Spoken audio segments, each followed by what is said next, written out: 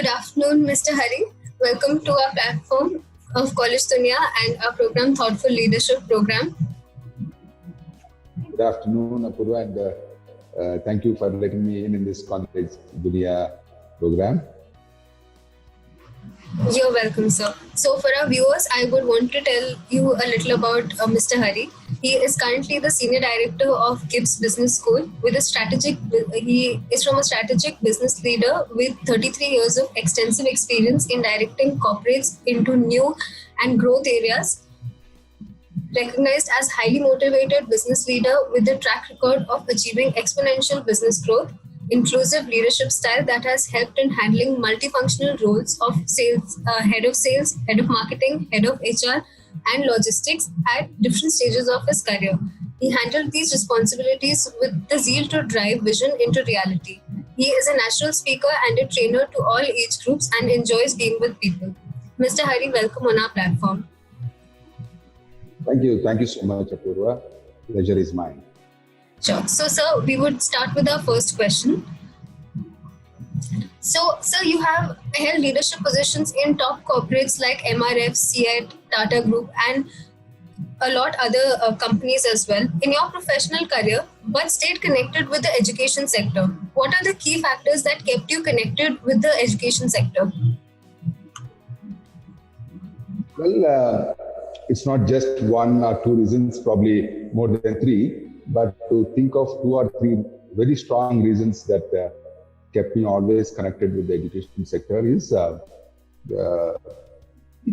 education sector actually is a pipeline giver to the industry. Being in industry also, you need to look at what is the pipeline that is going to come and hit your workspaces a few years later.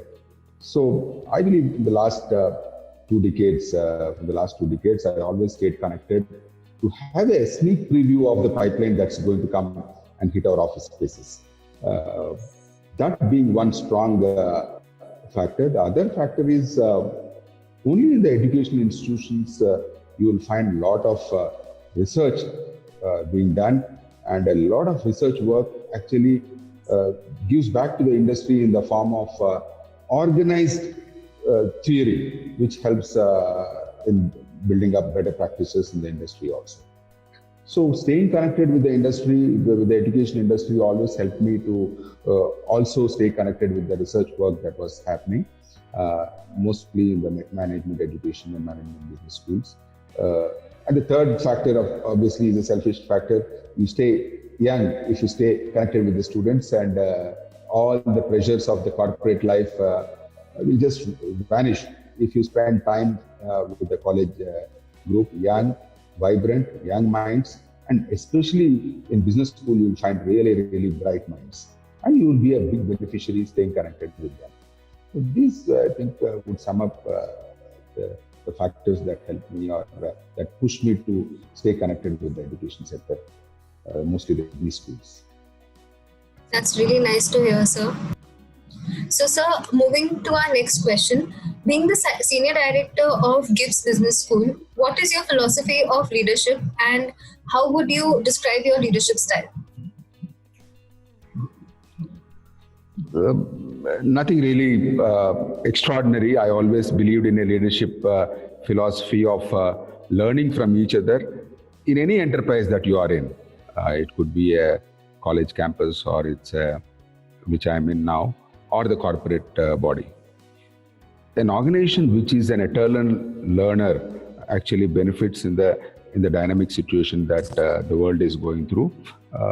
So being in an environment where each one learns from the other helps the leadership and even the teams that are there in an organization. That being the rock bed of my leadership philosophy, I also believed in what is called simplifying the strategies. Always bite what you can chew. Pick up few things which you can do very well, and then organize yourself in such a way that your execution more or less matches what you have planned.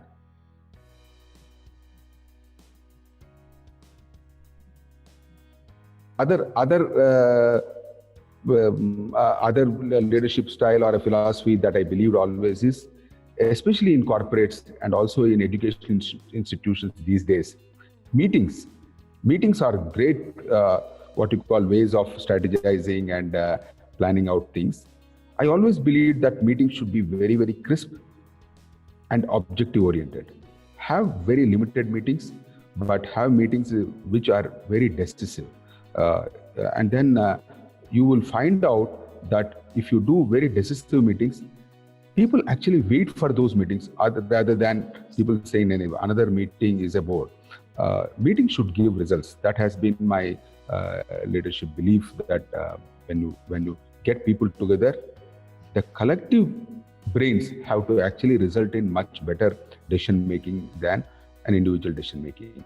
So these few things actually helped me in over a period of 25-30 years in corporate, in handling leadership positions, and then being much more effective than what I would have been if I have not practiced this. Apart from that, I always believed in building flexibility, because not all plans can be for eternal good of the organization or an institution. So you need to have planning in such a way that if course corrections have to be done, you and your team should be flexible enough to make those quick changes and change of track, as we call in management, very, very seamlessly and very comfortably, and adapt to those new ecosystems that are present. Like, for example, this COVID situations. So look at the education industry.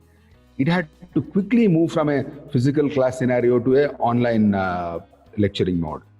So how quickly you can adapt to it, and how quickly you can do the best from the limitations that you have. That is what separates the good from great, or average from good.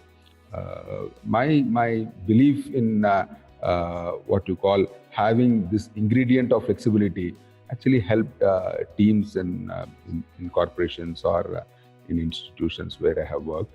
And I think in these times, flexibility is great to have in your armory. Definitely, sir. So moving to our next question, being the senior director of GIBS, how do you strategize the key programs and plans for marketing and administration of your institute? So when it comes to marketing, I have been a marketing person for over 3 decades. So my belief is the best marketing is done by your product. Your product should speak, and then it should do all that pitch or all that talking to the next consuming set or next consumer set. In the same way, the products for a business school or any education institution are the students. So our best marketing can be done by quality students that we churn out year after year, and they occupy places of importance in corporate world, and their work and their worth has to speak for the institute that they have come from. That's the best marketing that we can do. So naturally, all our marketing efforts will start only after we have a excellent product development, which is the 2-year course in PGDM, where students are going through sessions after sessions, and then they get polished and they come out as real good products. That's one biggest marketing strategy that we have, that is build quality in your operation so that the product comes out as a good product and they speak for the institute that they represent. The other part, of course, in the current day management and the current day world of so many business schools, so much of competition, and there's so much of confusion amongst parents, which business course to take, which MBA to take or PGDM to take. There, you need to speak for yourself what are your strengths. And hence, GIBS has got a very, very robust marketing strategy and program of connecting with target parents and target students to the fashionable social media these days, and the digital marketing that we have, and we have a very targeted approach to the students whom we want to get into these particular courses of BBA or PGDM. So marketing in an educational institution, especially when you know that you have some core strengths, we speak about our genuine capabilities that GIBS can offer, and then we see to it that what we promise we deliver or more than deliver. That content or the quality in our operations and a very apt communication of our strengths actually governs our entire marketing strategy.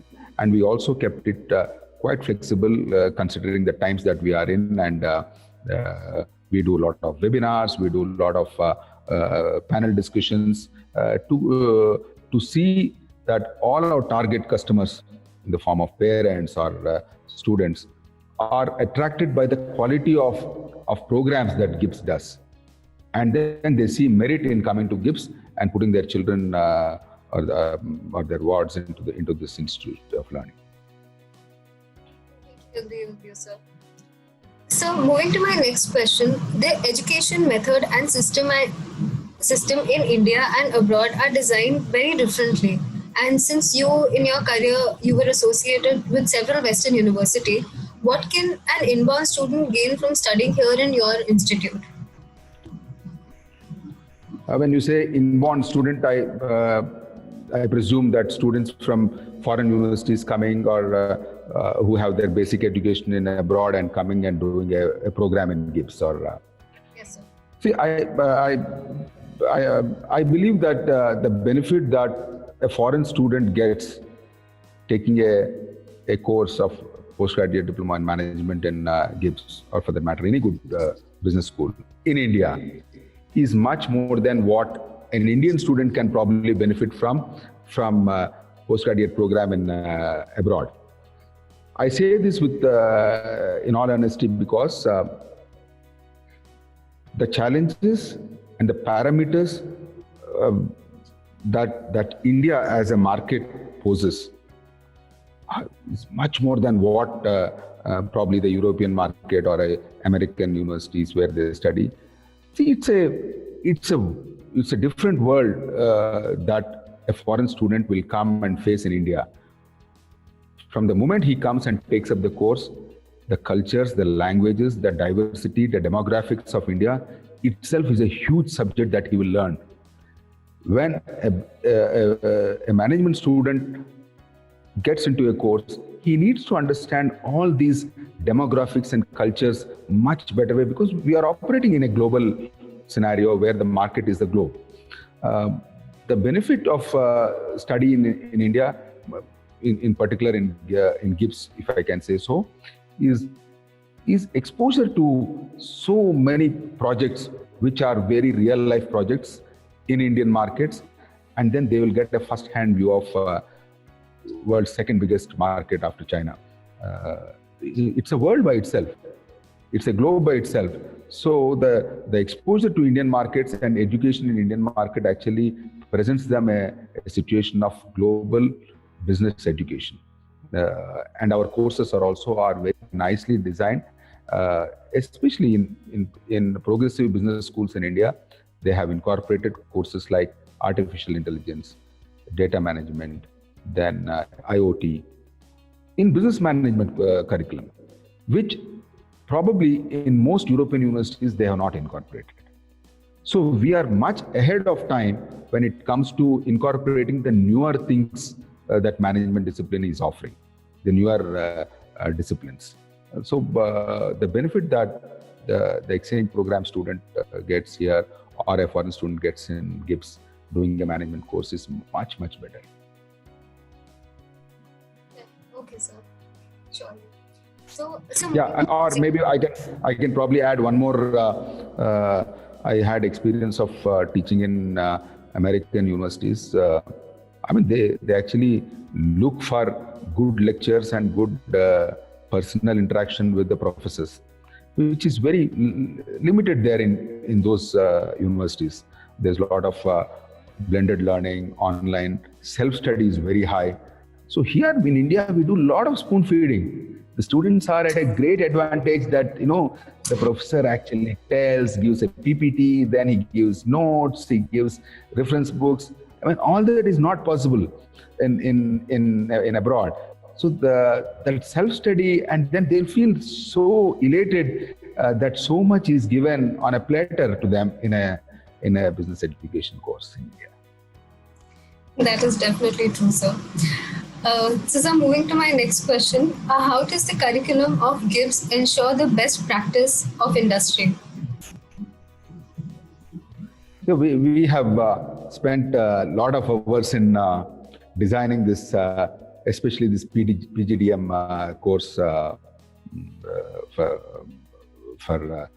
this 2020, and going forward also we'll make those necessary changes as and when. See, the first thing, Apurva, I would like to explain to everybody who will see this is there's a huge difference in a nicely packaged PGDM and a university MBA. MBA is a good degree to have. That's a very, very, I would say, Indian or a conservative thinking. But just let people Google top business schools in India, and top business schools offer PGDM. Why PGDM is state of the art? Why is it modern? Why is it relevant? Because PGDM is made to suit the industry requirements. All those tailor-made courses which the industry requires are and can be incorporated in a PGDM curriculum, which is not possible in a typical, I would say, Mysore University or any, for that matter, any university, Bombay University, MBA, because the curriculum is coming from years, and then it's not easy to change in university structure the curriculums. Having said that, PGDM has that advantage of the course being what you call state of the art or suited for the industry. And what specially in GIBS we have done this particular year while designing these courses in PGDM, you'll find it very surprising to note that we have a session called Happiness and Success. Every day, from the security guard in the institute to the chairman of the institute, everyone spends good 30 minutes on a session called Happiness and Success. See, these are turbulent times where people are having so many stresses and in their works and anxieties. And in this 30 minutes, you are exposed to joys of living and joys of learning, meditation, laughter therapy. You name it, all the positive things that can bring positivity to your day and your day of learning are incorporated in this joy of learning. I'm just giving you one facet of learning in GIBS. A joy of learning are, and in a week we have what you call it as IRE club. I stands for innovation, R for research, E for entrepreneurship. So this IRE club sessions happen on every Friday, come what may. Friday is for IRE, and there are no regular finance management or marketing management courses that lectures happen. In the IRE club, we have highly valued faculty, extremely valuable faculty who are experts in innovation, research, and entrepreneurship, who will come and spend full day with the students on these three aspects: innovation, research, and entrepreneurship. And it's like a lab. End of the course, they need to come out with a prototype or a startup idea or a consultancy report, something which is tangible, which can be seen and ready to be marketed in the market. So that sort of a program, which I don't think any business school has ever thought or developed, is what is there in GIBS program. And there are other disciplines that we are talking about, EAE, which is again an entrepreneurship development model. Then we have what is called a corporate club, which is very active. Every Saturday, best of the corporate resources come and address our students. So these are very, very what you call signature programs. What I call them as signature programs of GIBS, which will keep GIBS in a different pedestal, and they are great differentiators in a business school offering. Definitely very innovative, sir. So moving to my next question, what do you think are your roles and responsibilities to the college and to the students? I mean, any leadership position comes with a lot of responsibilities towards towards the institution that you lead and the team that you lead, and a role of a leader in an educational institution is no different. First thing is, as a leader, you need to draw the agenda for the institute as to what it aims to be, what it stands for, whether it is value system or whether it is the quality of education.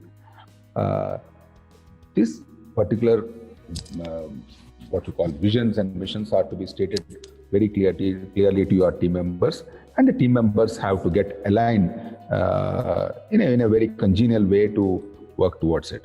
As a leader, I think whether it is in a corporate body or in an institution, education institution, that role is more or less the same.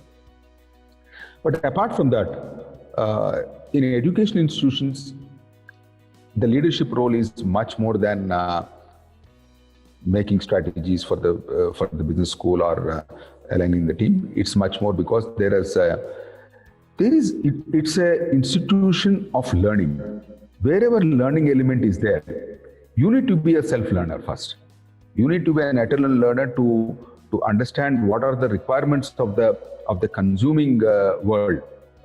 The consuming world, when I say whether it's industry or the startup ecosystem, you need to keep on tweaking your course, your faculty's talent, your faculty's knowledge base, because unless the faculty is in tune with the changing times, they cannot deliver the best, and they can't bring out the best in students also. So as leadership, you need to keep on understanding what are the requirements of the outside world, so that you keep incorporating those requirements in the form of changes in the way the operations should go, and then it should be a very, very smooth transition and in a process.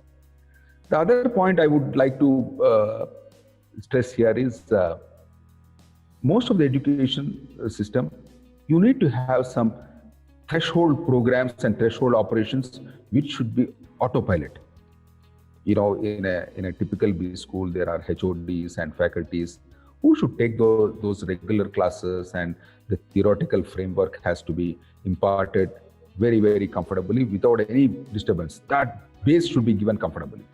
But on top of it, what is the offer that the B school gives is something which the leadership has to think and repeatedly what you call rediscover and redefine what should be the topping. That I think is a leadership requirement. And to the part 2 of your question, responsibility towards the students, as all students are gems. They are all diamonds. The only thing is, they need that little polish. Each human being, the education institutions should believe that each and every student is an uncut diamond. Some are polished a bit, some are not at all polished. That's it. That's the only difference. The raw material is a mix you get. You need to, as education institution and leadership, you need to understand that different levels of polishing is required. Especially in business schools, you need to make your faculty and the setup so very well tuned to individual requirements of this polishing. I think that is the difference between a good institute and a great institute, or an average institute and a good institute. We are striving to be good in that. Let's see where the future will tell how GIBS has shaped its diamonds, well polished. Sure, sir. So, speaking of future, I wanted to understand what do you think should be GIBS' top priority over the next 10 years?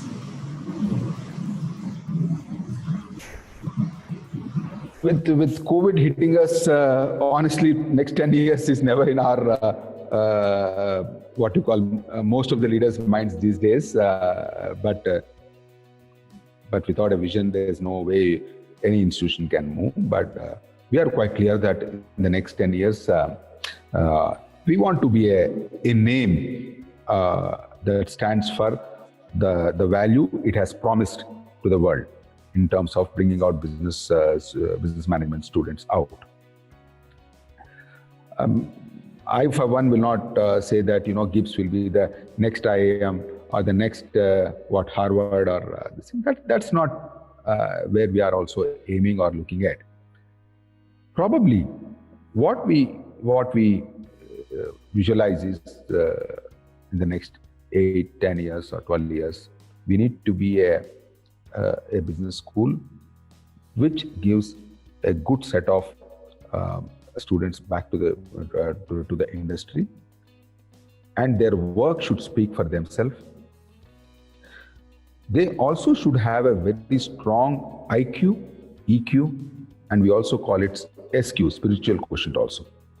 See, these are the days, again, as I told you in the previous question or the segment also, that in the era of stress and anxieties, you need to have a very strong mind and heart also, and you need to have students who are mentally, physically, and spiritually also strong to take all the challenges that the world is posing to them.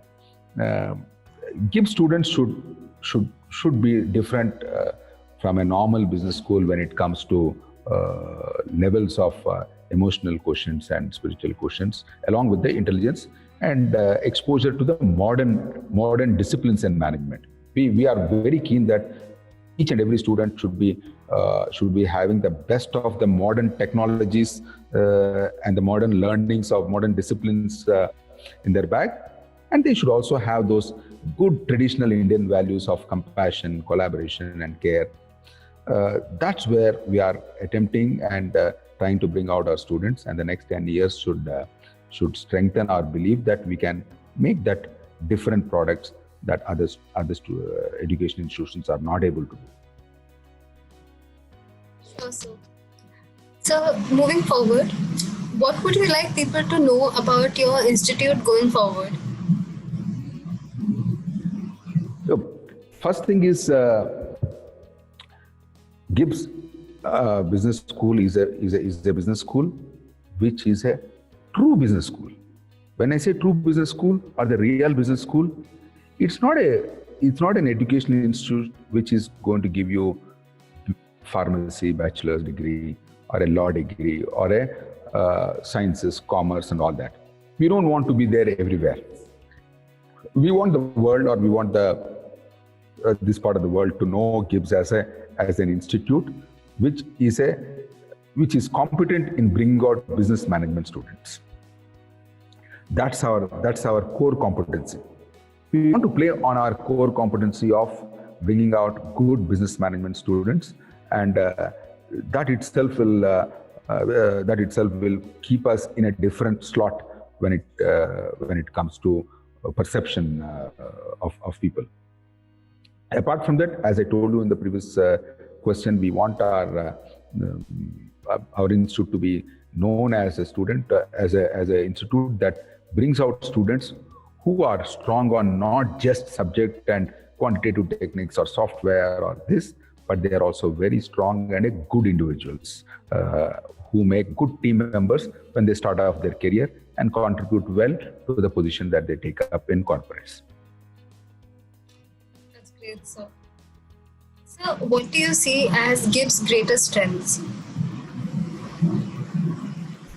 I think GIBS, my journey in GIBS, I have observed 2-3 big strengths in GIBS. One strong strength that it has is a ownership or a management group or a leadership group which is extremely passionate to the cause that they have They have set up this institute with so much of passion, and you will see the building, the rooms, the equipments, everything very carefully chosen, picked, and presented in the campus. And each and every decision, the ownership is involved, and then they get into what are the nitty-gritties and what is that as a value it gives to the student. Everything is student oriented. At the end of it, the student should get that value for the fees they pay for the business course. That has been the passion of the ownership. So ownership passion is one big strength. The other big strength is a extremely committed what you call faculty group. The faculty is very highly experienced. We have director, HODs, and faculties in finance, marketing, and human resource, all very well qualified with excellent research projects in their bag.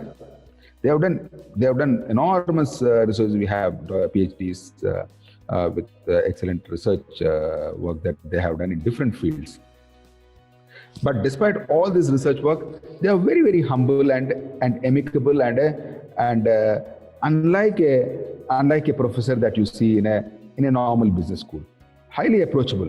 The students love them, and they are so approachable, and they are friendly. They take selfies, but at the same time, when they are in the class, they are stickler to disciplines, timings, and all that.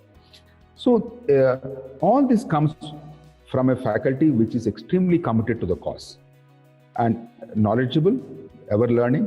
So you have a leadership with passion and a faculty which is extremely committed and qualified to do their job.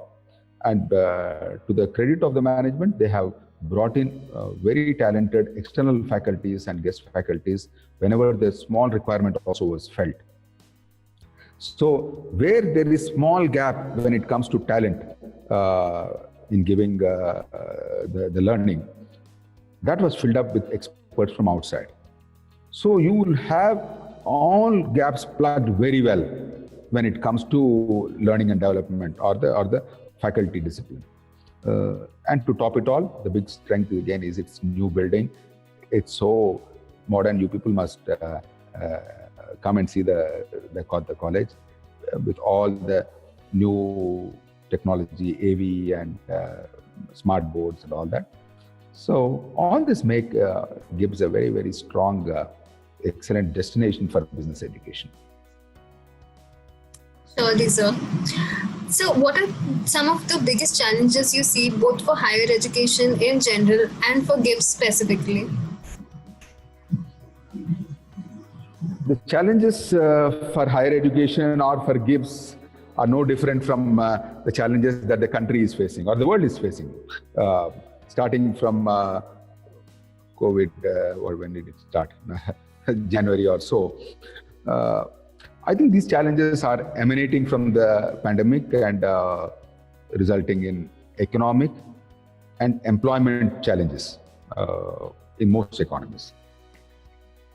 Look, all the basic requirement or a basic duty of an education institution as our higher education is to bring out quality talent to the employment scenario.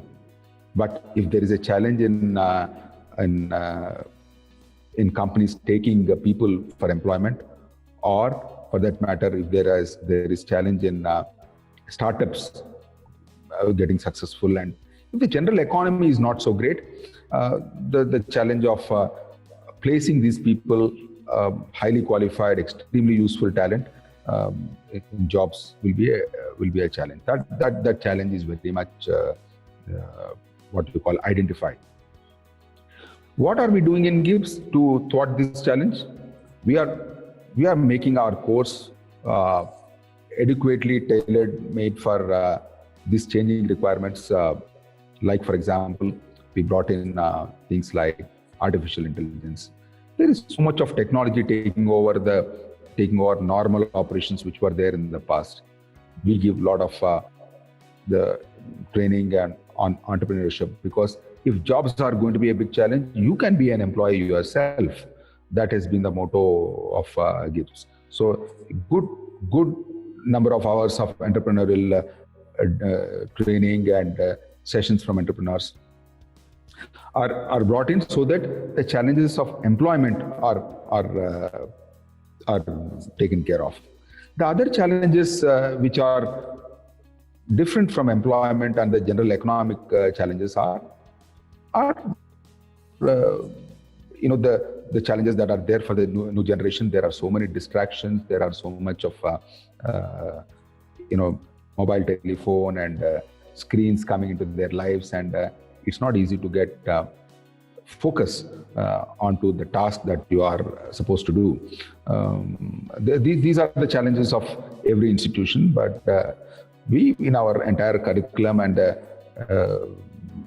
teaching methods, we have brought in these elements of very strong mind and mindfulness in learning as essential ingredients in learning a course like PGDM, so that you be different from the others.